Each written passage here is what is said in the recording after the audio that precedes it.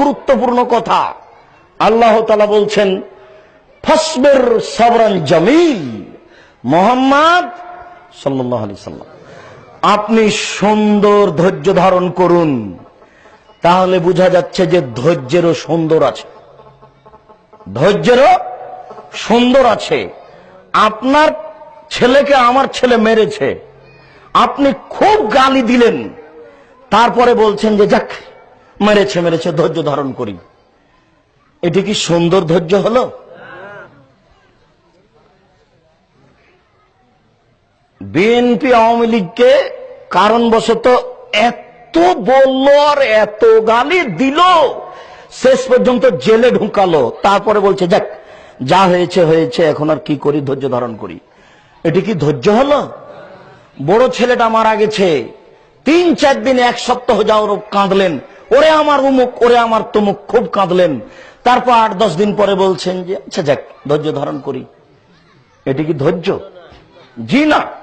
আল্লাহ তাআলা আমাদের নবীকে বলছেন ফাসবির, আপনি ধৈর্য ধারণ করুন, সবরান জামিল, সুন্দর ধৈর্য।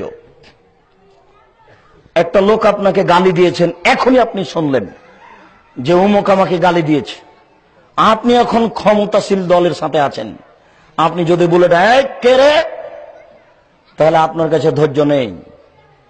শুনেছেন তো, একটু থামেন, আচ্ছা দেখি বিষয়টি, আচ্ছা ঠিক আছে তুমি বললে বিষয়টি দেখব, একটু থামেন, 2-3 দিন হোক, এটা একটু ঠান্ডা হোক, তারপরে আপনি পদক্ষেপ নিন। কি ঘটনা? আপনি তাহাজ্জুদ খালি শেষ করেছেন, এর একজন এসে বলছে আপনাকে, তখন আপনি বলছেন থামেন, আগে আগে দেখে নিব তারপরে কোনো কথা। এই তাহাজ্জুদের লাভ হবে না, এর কাছে ধৈর্য নেই। ধৈর্য কি জিনিস আর একটু দেখায়। আল্লাহ তাআলা বলছেন ওয়াসবির আলা মা ইয়াকুলুন, ওরা যে আপনাকে গালি দিচ্ছে, মারতে চাচ্ছে, এর উপরে আপনি ধৈর্য ধারণ করুন। ওরা বলছে যে আপনার কোরআন মাজিদ মিথ্যা কথা, মানুষের কাহিনী, আপনি ধৈর্য ধারণ করুন। এই কথা বলার পরে আল্লাহ তাআলা বলছেন আমাদের নবীকে, শুনুন ফাবিমা রাহমাতিম মিনাল্লাহ লিনতা লাহুম, আল্লাহর পক্ষ থেকে আপনার উপরে বড় দয়া যে আপনি নরম স্বভাবের হয়েছেন। সাবধান, আপনি কঠোর কর্কশ হবেন না, এটা আল্লাহর দয়া বড় যে আপনি নরম স্বভাবের হয়েছেন। 1, 2 ফাফু আনহুম, ওরা যে গালি দিয়েছে আপনি সেটা মাফ করুন, ওদেরকে আপনি মাফ করে দেন। যাক ওরা না বুঝে আমাকে গালি দিয়েছে। 3 ওয়াস্তাগফির লাহুম, ওরা যে আপনাকে গালি দিয়ে পাপ করেছে, এই জন্য আপনি আমাকে বলুন আল্লাহ ওরা না বুঝে আমাকে গালি দিয়েছে, ওদের পাপ হয়েছে, দয়া করে তুমি তাদের মাফ করে দাও। এর নাম ধৈর্য। আমি মনে হয় বুঝাতে পারছি না। তাহাজ্জুদ পড়লে জান্নাত হবে, এটা কে বলছে? দিন রাত প্রতিবেশীর সাথে লড়ছেন, জান্নাত হবে মানে? মেয়ে নগ্ন পোশাকে স্কুল কলেজে যাচ্ছে, জান্নাত হবে মানে? হিংসে বিদ্বেষে আপনি জ্বলে আছেন, জান্নাত হবে মানে? প্রথম কথা, আপনি নরম স্বভাবের হয়েছেন। দ্বিতীয় কথা, শত্রুকে মাফ করুন। তৃতীয় কথা, শত্রুর জন্য আমার কাছে ক্ষমা চান। এবার তার নিজস্ব বিবরণ।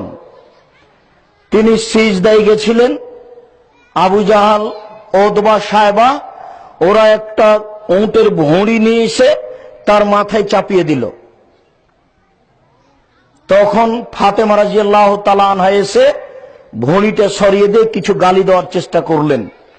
আল্লাহ রাসূল সালাত শেষ করে বদদুয়া করলেন, আল্লাহ ওতবা, সায়বা, ওয়ালিদ ইবনে মুগীরা, আবু জাহাল এদের তুমি ধ্বংস করো।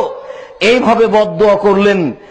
এই বদদুয়া কবুল হলো 12 বছর পরে গিয়ে উহুদের যুদ্ধে, বদরের যুদ্ধে। বদরের যুদ্ধের পূর্বে তিনি বলেছিলেন, শোনো আমার সঙ্গী সাথী, এখানে পড়বে ওতবা, এখানে পড়বে সায়বা, এখানে পড়বে ওয়ালিদ ইবনে মুগীরা, এখানে আবু জাহাল, এভাবে আঙ্গুলের দাগ দিয়ে দিয়েছিলেন। 12 বছর পরে নবীর দোয়া কবুল হয়, তবুও তিনি ধৈর্য হারাননি। আর আপনি আজকে রাতে বললেন আল্লাহ তুমি আমার ছেলেকে বিপদ থেকে বাঁচাও, দেখা গেল যে বিপদ হয়ে গেছে, তখন আপনি বললেন যে খুব দোয়া করেছি কবুল হয় না। তা আপনার কাছে কি ধৈর্য আছে? একজন নবীর দোয়া কতদিন পরে কবুল হচ্ছে? 12 বছর পরে। তা আপনি তো দোয়া করছেন দাড়ি চাঁচা আছে, আপনার যে কি দোয়া কবুল হবে আমিও নিজে বুঝি না। আপনি দোয়া করছেন সুদ ঘুষের, আপনি দোয়া করছেন আপনার সুদ ঘুষের খাদ্য আছে, কি দোয়া কবুল হচ্ছে আমি এটা নিজেও বুঝি না। প্রতিবেশীর সাথে দিন রাত তর্ক বিতর্ক চলছে, কি দোয়া কবুল হবে আমরা বুঝতে পারি না। আপনাকে একটু পরে বুঝিয়ে বলবো, এই অংশটুকু আর একটু বলি। আল্লাহ রাসূল